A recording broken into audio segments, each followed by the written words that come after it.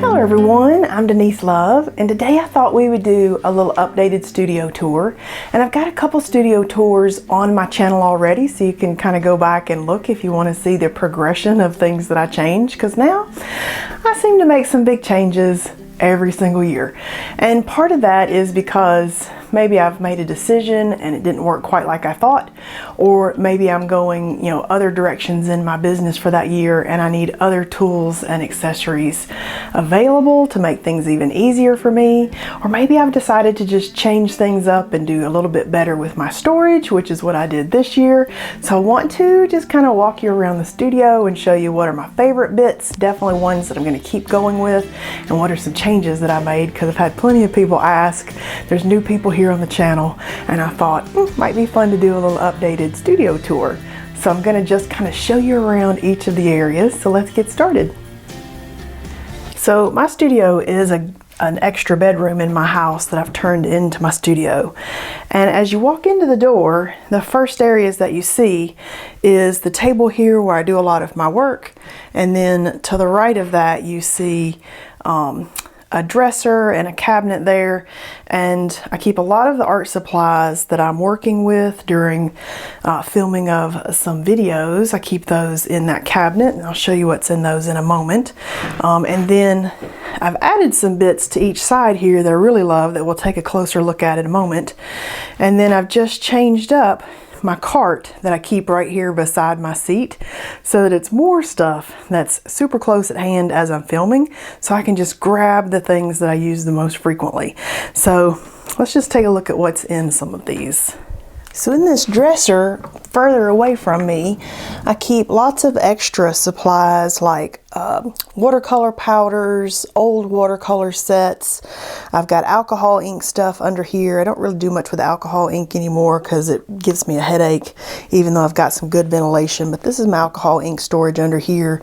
And I've got a few extra just sets of stuff that have come in. And then in the drawer above that, I keep all my glues and my matte mediums, the stuff that I might want to grab pretty easily. That kind of lives in this dresser drawer up top here.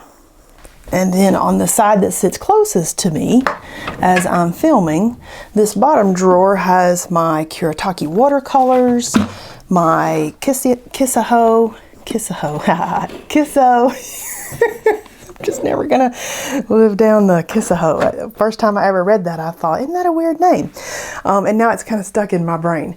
And then I keep all the different oil pastels, chalk pastels. There's a few of those, and there's a few extra pencil sets down there that are the ones that I like to use the most. And so it's kind of random, but it's things that I might want to grab in a mixed media piece as we're filming. And then in the drawer above that, we have all the acrylic paints and stuff. So this is where I keep my So Flat paints. I keep all those little mineral paint pots that are acrylic paint, but they're the Fusion acrylic paint stuff for furniture. I keep all my little Artex paints, and then I've got my golden paints and my great big acrylic paint things. So I've got lots of acrylic paints and goodies in this drawer. High flow paints, those kind of live in there. And that's kind of where I just pull from when I'm grabbing stuff, comes out of that drawer. And then in these top drawers, I've just got random stuff. This is kind of the junk drawer. It's got some extra little gloves and some plastic spoons and little plastic plates and a measuring spoon in case I need it. And then the next drawer over kind of keeps more random stuff. It's kind of like a junk drawer. It's where I keep all my plastic sleeves for my stencils, little mini misters, empty containers. It really is like a junk drawer. And then I also keep my wax paper in here, my dry wax paper that I pull out when I need to protect a surface. And so I keep that kind of over here in this drawer. if we go a little further over, I keep all my paper punches in this drawer, and it's a lot of paper punches, and then my neighbor gave me some paper punches for Christmas, so I have some more to add to that. So I don't think they're actually going to fit in the drawer, but I use the paper punches for art, and I've actually had most of these maybe 15 years, because you know they go back to, some of these go back to like when scrapbooking was popular, and so that's a thing that I've collected for a very long time. So those just kind of live there, and now they punch out art for me when I want to cut up art. And then the cabinet that sits on top of that dresser, this dresser is a modern dresser, it's not an antique. The cabinet that sits on top of this dresser, though, is an antique, and I found it at the antique store, and it was the most amazing cabinet I've ever seen. And I've always wanted one of those little drawer cabinets that you put maps and pieces of art in and stuff. They had the little drawers, and so this is very close, but it's not one of those. I think it was like machine tools and stuff. But it's where I keep just lots of random stuff. So I have extra zig pins in here, and then as you come up, I have all of my lovely Japanese pigments that I got years ago. I've had these since before COVID, so it's been probably 4 or 5 years that I've had these, but I love them so much. I love the colors. I would photograph them for photo props and art supplies, and these have definitely, even though I don't use them all that much for art stuff, because I've made paints out of them and I do use those, and then the rest of it I save in these lovely containers. They have definitely paid for themselves in photography opportunities. In my mind, it's my very favorite photo prop. And then in the drawer above that, I've got pan pastels, and that's the perfect place to put flat art supplies that don't take up nearly as much space. And then I've got more pan pastels and all my pastel tools. And I don't do pan pastel stuff really on the YouTube channel, but I do have a new pan pastel class that I've just put out. And so the pan pastels do get used, not as much as some of the other stuff. Here's some of the paints that I made with those Japanese pigments. I've got some of those up here. So this is a drawer of lovely spare stuff. I've got pigments from Provence in here, and I've got some pastels, and I've got my Kuretake paste, all my spares. I buy them when they're on sale. So I've got quite a few back there, and I've got just some of the lovely flat watercolor packets that have like the graphite watercolors that I love so much. So those kind of live up there. And then that top drawer is lovely pastels that I've gotten that are the Jack Richesons. So I took those out of the big case they came in and lined these drawers with those. So that's some soft pastel sticks there in the top. And on this other side, it's just a little bit more of the same. Some old photography props. I mean, they're old art stuff, but I used them as props. And then a few more of those yummy jars of pigment. And then these are antique jars of pigment, and I got those off of Etsy, and some come off of eBay. And again, I got them mostly for photo props because I'm obsessed with them. You could use them and make watercolor out of them, but I would be careful with vintage pigment like that, because some of those are very toxic, depending on what they're made of. And then I've got a couple empty drawers. I'm not really sure how I managed that, but if you go further up, then we've got watercolor, and we've got gouache, and then we've got all my Daniel Smiths that live right up here in this top drawer. When I'm not using them, I put them in the pan so I can pull the pans off my desk. But that is what lives in the drawer cabinets. And then on top of this cabinet, I've got some just random stuff. I've got some heavy-bodied acrylic paints. I've got extra Uhu sticks that I got a pack of. Blackwing pencils. I've just got a few random things.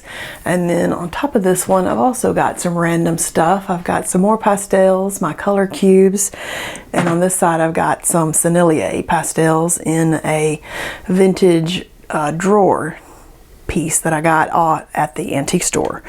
So if we come on around, we've got a cabinet over here in the corner. And in this cabinet, I've actually labeled what's in the drawers because this is more of a utility cabinet for me. It's things that I might need to grab while I'm filming. So I've got empty squeeze bottles, and if you open the drawer, you can see empty bottles and silicone pieces and squirt bottles. So these are all just little empty containers. And then I've got utility knives, so these are good for keeping all the knives and things that I need to cut artwork up with, or when I'm working on a new book or something. So I've got lots of utility knives and tools and spare blades in that one. Then I've got photo mats. So I like having a little drawer of photo mats because I pull these up when I search out different compositions within an art piece to cut up.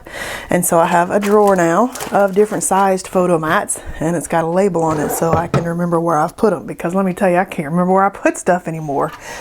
Next one has my speedball and my tapes. So the speedballs are my speedball things to cut stamps out of and stuff back here.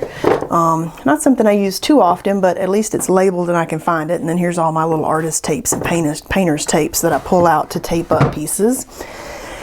Then I got a drawer with different brayers, so can easily find those. And then I've got a drawer of just random bowls and stuff. If I need an extra little bowl to pull out to put some paint in or something, I've got a little random drawer of that. And then I've got a drawer with different color wheels in it, so that's kind of fun. So when I'm like, where'd I put my color wheels? Now I can find them. They're all in the color wheel drawer. And then I've got one of pigments and pigment bottles. So that's kind of fun if you're into making your own paints. Some of these are natural earth pigments down there, and lots of little pigment jars and stuff that I can reuse. So that's for paint making. And then I have a drawer of sketchbooks down here. So probably need to move those out of there because it's such a heavy drawer, but it is convenient to have a bunch of them kind of packed together since my bookcase is full, which we'll see in a little while. And in the very bottom drawer there is extra sponges and different brushes and stuff, which we may not be able to see there. On top of that cabinet, I've just got a whole bunch of random paint palettes, and that's got some watercolor paints in it, and the little silver box back there has got some oil paint stuff in it. So that's kind of a random stack spot for me as I get stuff in, and I'm like, where do I sit this, and I'm not sure where I want to use it yet, or maybe it's where I want to grab a palette from. So those are kind of sitting there. And one of my very favorite buys, and I might have shown this in the last tour, but this right here, this paint storage solution for all the little jars of the Blick paint, I have absolutely loved that. That has been the best solution for paint, for me to be able to grab different colors, and just have got enough down there to still add some more to the different slots. It has been fantastic. The other thing that we're kind of looking at right here, that's been another very, very favorite item of mine that I've added to my studio, are these magnetic knife blocks. Those mount to the wall, and they're magnetic, and they hold all your metal things like all your palette knives. Absolutely love that solution. That has worked amazing. And then right beside that, I have put little hooks on the side of my cabinet here, and that has been perfect for things that are hanging, like my rulers. So that's another, this I just added a week or two ago. So that's already a favorite of mine. If we can see in there, if I'm not focused, that's a favorite item of mine so far. And then this is the desk that I sit at when I film. Let me see if I can zoom out for us. And you can see that I've made it like super efficient with things that I can grab from the left and things that I can grab from the right. And I'll show you what's on my little cart there on the left in a moment. But another favorite thing that I've added last year and I think I might have shown this one, is that great big white cabinet that sits on the table. It's not very deep, it's maybe 8 or 10 inches deep, but look at all of the supplies that it holds, that it allows me to then grab as I need to. I've got a pen storage holder on there that's been perfect for all my Posca pens and my other acrylic pens. I've got a box of just random glues and things on that shelf above that middle shelf. I've got all my watercolor palettes, and putting all my watercolors in those watercolor palettes has made those really good to stack up there and then easy for me to grab. So now they don't get forgotten in a drawer like my Daniel Smiths. Now they're in a little paint palette and they're ready for me to pull them down and use them. So that has been fantastic.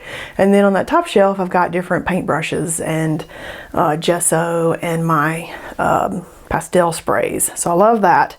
And then if you're into filming your own videos, this has been the most wonderful, efficient setup. I've got 2 ring lights on each side so you can film at any time of the day or night, and you've got plenty of light. Those are also excellent task lighting. So if you're just needing a light for a lot of task lighting and painting and sewing or whatever, 1 ring light would be amazing. They're cheaper than, I think, like some of those lights that you get, task lighting that you get at like the fabric store, or they may not be cheaper, but they're bigger. And they run about $100 for a ring light. They're amazing. And then I've got my U-shaped tabletop tripod on there that mounts my camera. And then I've just changed my mic to that Rode hanging mic that you see kind of hanging right there. Like a month ago, a couple weeks ago, because I wear a lapel mic, which works good, but you have to string the lapel mic, you know, all the way from the camera to the side and down the side and then hook it to yourself, because the little ones that kind of mount to you, they're battery packed and you got one on you and one on the camera, those randomly the batteries die when you don't expect it, and then you're like halfway through filming and you don't realize that half of it got filmed with no sound. So I started to proof that for myself by having a plug-in mic, but then the plug-in mic is always in the way when you're making stuff, and so this one where it is mounted there on my tripod has been a fantastic solution. It's just the little Rode mic that kind of hooks up right there. This is super efficient. Now I can sit and I'm ready to film at any time, and I can take that camera down to load on my computer and start editing videos and stuff. But this has been like the best setup. The filming block that you get out of that is 30 inches. And then I get about 22 inches this way from front to back, because I've actually pulled my little table out a little bit from the wall and mounted a piece of wood to the wall back there to support that shelf. So that's a 24-inch table, but it's pulled out from the wall 5 inches with a shelf behind it. Gives me that extra space I needed. And I didn't need a whole lot of extra space, but man, that 5 inches makes a difference, let me tell you. So that has been the most efficient, easiest way. Now I can just show up, I can hit record, I can film things, and I don't have to set things up or take things down. So if you're into filming any kind of YouTube videos or classes or anything like that, this has been the greatest setup, and I have used it for many years and not felt the need to change anything, even though I redo my studio every year and I change other stuff. This stays, and I love it. So right next to the table to the left, I have a rolling cart, but I just completely redid the rolling cart because it wasn't very efficient, and I was moving it out of the way and setting a TV tray here for extra space, but now it's efficient. Now I have my ink blending brushes that I can easily grab. I have my watercolor crayons, those new Marabou and King Art ones that I can easily grab. I've got some acrylic paint markers. My acrylic paint markers here also. I've also got a little fun packet of my Copic Acrylic markers. I've got my tempera sticks there, my little art graph pieces here, and then on the top I have changed up my stencil storage. These are the books that I'm currently working in, and then I've got some of my favorite paper. And then I've changed up my stencil storage. So I did have the stencils hanging on the side of each side of my desk, where on like little skirt hooks, but I've got too many stencils and it was kind of overflowing into other things I was hanging stencils on. So now this is all my stencils besides the little stencils, which I do have some little ones that live under the desk there. You can see the 2 totes under the desk. Those are my little Tim Holtz stencils, the ones that aren't nearly as big and don't necessarily fit, don't necessarily need like a great big sleeve, or they don't need to hang on a hook. And then that's what's in the bottom tote down there. And then the other tote is all my packaging material that I save from old packages that get delivered. It's cardboard, it's the corrugated cardboard, it's the bubble wrap stuff. So all my mark making packaging stuff, those live in 2 little clear totes down there, and they're clear so I can see what's in them. Now I'll bring those clear totes up again in a moment because those have been amazing in my redo of my storage. So these are some of these little display books. These are 9 by 12, and I think they've got like 30-ish sheets in it. And I got a pack of 4, so you can get different packs or whatever. And then I've labeled what's in each one of these. So I've got Stencil Girl, and then it's got a pocket in the front which I can stuff little stencils, or I can put those in my other one. But I like those because I know those are all Stencil Girl. And then these fit the large stencils, these pages do. So the stencils are 9 by 12 and these fit a 9 by 12 stencil. And you can double stack them where one is on one side, one is on the other side. And I've just slipped a piece of paper in between the ones I'm going to double stack. As I get more and more, I'll double stack them. And the paper protects the stencils from snagging on each other as I pull one out. So that's been super handy. And so this is fantastic. That's all my Stencil Girl stencils. And then I've got all my Joggle stencils in one because I got a bunch of those. I've got one with some miscellaneous old stencils. And then I got an empty book ready for new stuff that's coming. So this little cart with the stencil storage pieces has turned out, I've worked with it for a couple weeks now and filming new videos and stuff, and it's been fantastic. Now I don't have all this stuff sitting over here, you know, on this edge of the desk and then knocking it off, because I knock everything off that I possibly can. It's ridiculous. And then looky here, I've got a dryer hanger on the edge of the desk, and that's where my little heat tool lives, and that's been a fantastic little solution. So you might get a dryer hanger for your heat tool and hang that where it's easy to get to. So to the left of the table here in the window, this is my photography table. So once I make a piece of art and I'm ready to, you know, photograph the pieces, I have a little permanent setup that I have done, and I just redid it because I got these fun little ribbon holders at a shop in the mountains, and I'm like, oh my gosh, I love those. They're a beautiful prop. Those are gonna live on my table for a while. And then I got this lovely vintage tool drawer cabinet that my friend gave me at Christmas that came all the way from Michigan. She bought it in an antique store and toted it around all through the holidays for her trip that she was on, and then brought that back for me. And it's the most beautiful rustic looking cabinet here in my table setup. And I already had the old books and the crate because that was a throwback from all my photography workshops. That's my favorite way to photograph, is to have an old crate back there and my books and things. And then the old papers are vintage French papers that I got off of Etsy, and you can buy some and print them out from people that sell digital downloads, but these are actually real papers because I sold digital downloads, and I incorporated papers into the textures and things that I would create for photography stuff.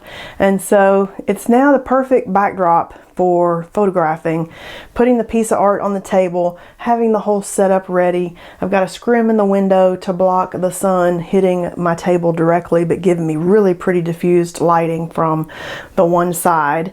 And then I'm ready to go. And now I just take iPhone pictures of everything because I'm lazy. I don't want to get out my big camera and have to edit everything.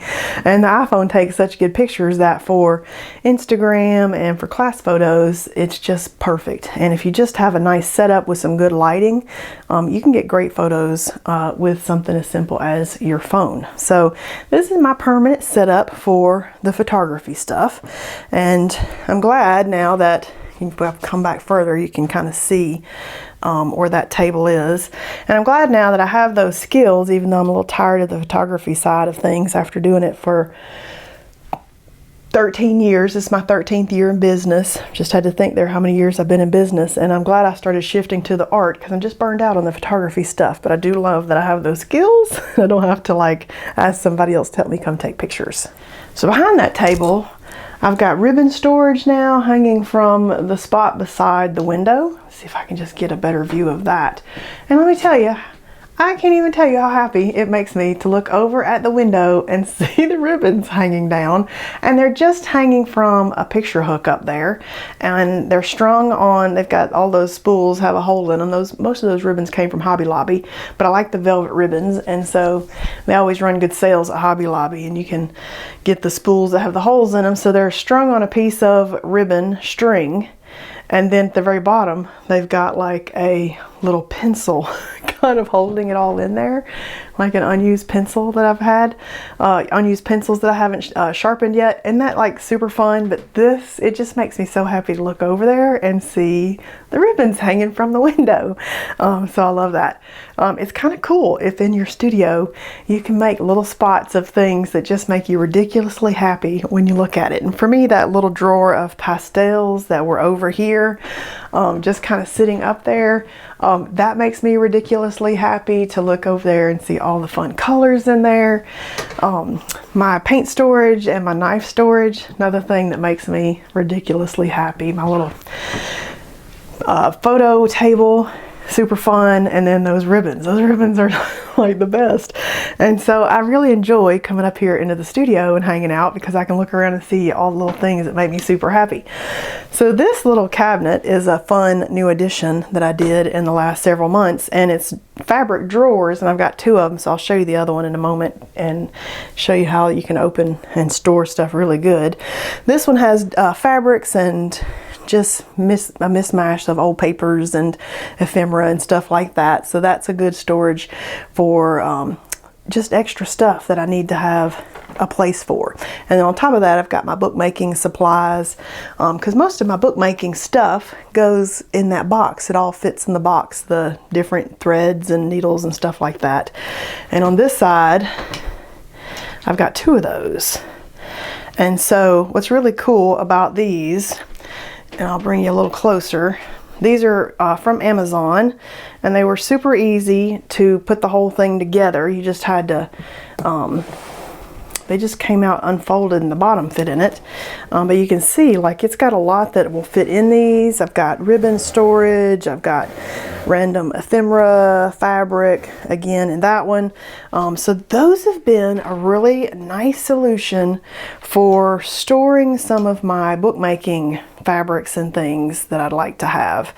And then the second rolly cart that I have holds all of my my baby sewing machine, and I call it a baby sewing machine because it really is. It's tiny. It was like $100 or less. It's a Singer, and it's perfect for crafting and sewing on paper for your art and for making art journals and stuff, because I have a big machine and the thing weighs 100 pounds. It's all metal. It's hard to get out of the closet. It's a pain in the butt to use. I have to set everything up. I have to take it down and put it away when it's done because I don't have enough space for another station in this room that could be like a permanent setup for sewing station. And I don't really like to sew. I can sew, but I do not like it.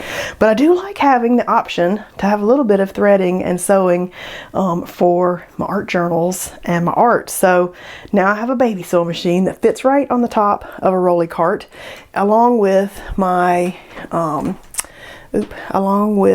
button box and some other little sewy things that I might need, and that just kind of rolls out of the way, which is fantastic. I love that solution with the baby sewing machine. Now I've actually got it out and done a whole lot of fun stuff.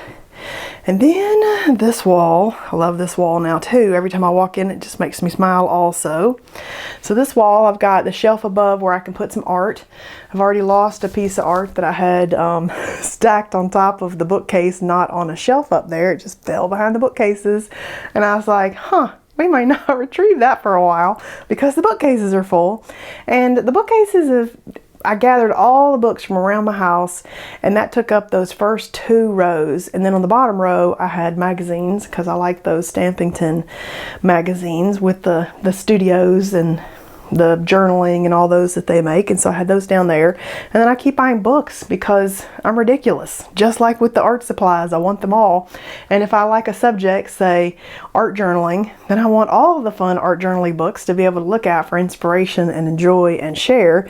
And so now I've had to move all the magazines off because my book collection keeps growing.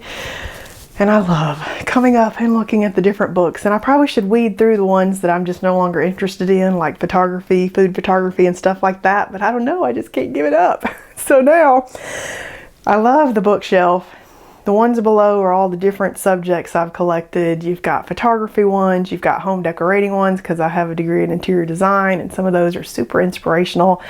And we've got all the different paint and art books that I've collected also. And I've had so many questions about different books that I might have had out holding up something or that I might have shown in something like this, and people are like, oh, I'm trying to look at all the titles, that I'm going to start doing some book art videos where we do some book flip throughs, because I enjoy looking through those. They don't do as well on YouTube as some of the other videos like painting videos and art haul videos, but I truly have enjoyed the ones that I come across on YouTube. And that's also part of my book thing, is I'll be like, oh, that's a great book, I need it too. So I'm ridiculous with that. I've gotten so many things off watching other people's hauls and book things that I'm like, I'm gonna start doing some book flip through videos just as an additional video type on my YouTube channel, because I got so many great ones, and I know you're gonna want to know what some of these are. So we're gonna start looking through some of those. And then look at the top shelf. The top shelf is all my handmade art journals. So look at all those ones that we have to paint in, and I still feel obsessed to make some more because I love them. And I've got a new class coming out. Can't say exactly when, because it's one of those that I've just got ready in the hopper, making the Copic stitch books. And then I made some more for myself, and I'm just like, oh my god, these are so beautiful. I love the open spine of that stitch. And then all of these here are the ones that I've made in the 4 art journal workshops that I've already got out.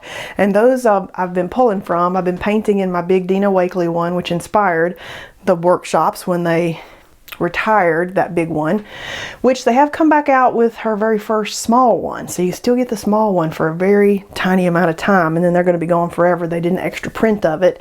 But that's what inspired my whole book workshop journey, was not being able to get that, and then being like, okay, well, I've discovered I love working in this. What can we do? Let's make some of our own. And I love these even better than that one, because there's nothing more special than a book you made yourself that you then painted everything in, and then the whole thing is a piece of art and you made the book yourself.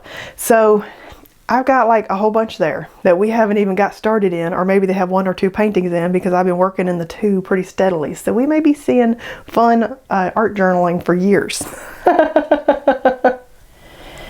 And this is part of the reason why I love the art journaling. Here is the closet that I just redid. So this was mostly photography props, my photography tabletop boards, and extra photography equipment at the top. And so now there's the top. And I'll just kind of scroll on down because I can't fit the whole closet in at the moment. But down here at the bottom, I've got 2 totes. And one of them is my junk tote of, say, art supplies and stuff, art things that I painted. And I'm like, that's kind of junk. That's the bin that I keep all of that. And, you know, people are like, oh, I'm just going to throw this stuff away. I don't know what to do with it. Look at how many are in there.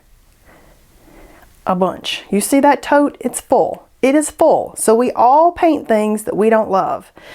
Don't throw it away. Keep a clear tote like that in your closet or something, and just throw it in there and move on to your next thing, because now I have discovered that I like to cut up art. I like to punch out different shapes. I like to use those in collage pieces. They have value, and when you cut them up, they look fantastic. And then the tote right beside it, kind of hiding in there, is finished art, and that's just, they're stored in sleeves, and I don't sell art because I don't have any desire to try to figure out the shipping and storing all that. It's like a whole nother job to sell art, and that's a passion project because I know that everybody wants to sell the art that they make, but the problem is who's buying it? How many people can you sell a piece of art to? Because there's only so many pieces people can have in their house before they run out of space. You're selling a commodity that has like a limit, and so I use all of those for storage. Hello. I use all those for samples, examples. I'll pull some out and frame them. Some end up being gifts. But in the long run, you know, the way to make money with your art is not by selling the art, to be honest. And I know that's what everybody's selling you. And when you're making it, you're like, oh, I want to sell my art. And that's a passion project. And that's something to do when you know you're not going to make a lot of money at it. You're going to get the satisfaction of people having that hanging in their house. But people don't buy a lot of art. Not enough art that you can make a living off of it. So most artists that make a living with their art sell those. They also sell prints, and then they also have side hustles, like they make workshops, maybe they do affiliate sales. There's other streams of income that come in for them that allow them to have a full-time job as an artist. It's usually not just selling art, unless you're a unicorn that's in, say, a big gallery that sells a lot of high-end pieces, you know, so you're just going to make a few $1,000s a year with your art. And I've seen a statement from another artist that has been doing it for more than a decade, saying that she had done artist residencies, and she had been in galleries, and she had never made more than like $20,000 a year, and that was before expenses. And she has finally given up the goal to sell art and has moved into workshops, and now she's moved into coaching. And I thought that was really eye-opening to see a real artist who actually did all the right things, to see that you still don't make enough to make a living if you're just trying to sell your art. And I know that's kind of a message that most people don't want you to know, but I want you to know this. I want you to find a reason to make your art, and then if you're wanting to make a living at it, just know that you're going to have to find other ways to make a living with the art that's not necessarily just selling the art. So that bin down there of art is the one on the right side there. That's why I started working in art journals, because now I can have finished pieces of art in my beautiful handmade art journal that I can pull out, flip through, look at, display here in my art room, and I don't have to worry about, what am I going to do with this?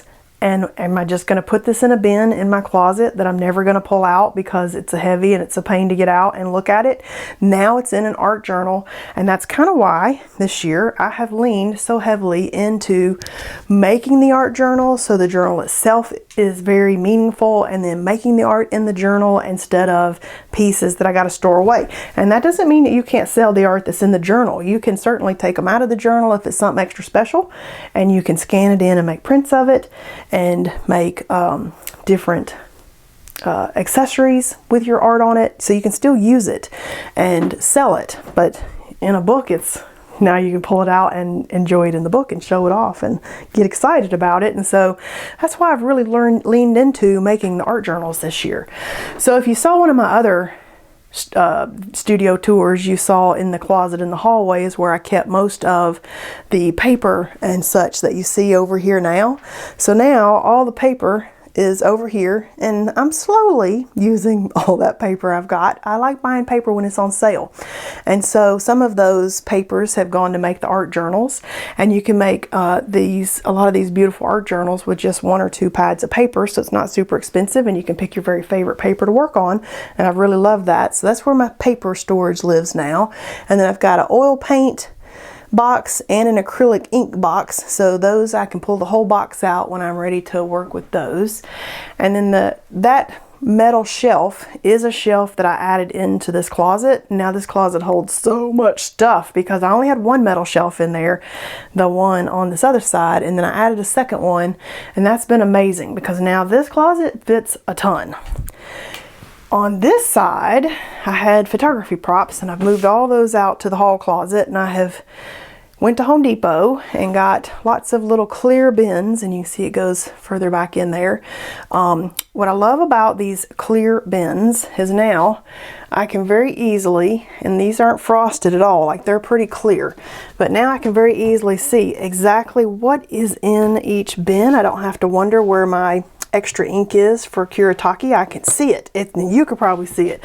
I've got extra pencils and stuff down there, and then up here in the top also clear bins, and we can see what's in each of those without wondering where did I put, you know, all my extra whatevers. I can see it. It's in a clear bin. And I was trying to be all hip and cool and have, you know, all my storage and stuff in fun antique boxes and pretty boxes and things like that. But let me tell you, if everything is in a pretty box, like the oil paint and the acrylic ink there, you can't see what's in it. And if you don't label it, you don't remember what you did with what. I couldn't find anything. And another thing too, here, I get those handmade art papers from, like Dick Blick carries a lot of those. If you have enough space that you've left in one of these closets, on one of these shelves, you can have underneath that just a little bit larger flat, like I've got a piece of wood under there, like a real thin piece of wood, and it's big enough to store my papers flat. So if you don't have one of those great big cabinets with the flat drawers, like I can't find or won't fit in my house, that is a good solution for putting your gigantic sheets of handmade paper. And then up top here, I've got extra filming goodies and things that I have stashed up here, extra little art things and filming things.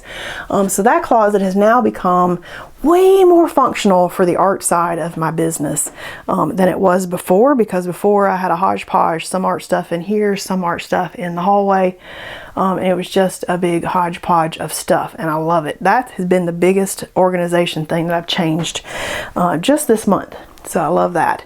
And then right beside that, still have my welcome filming spot where I sit and say, hey, welcome to my class.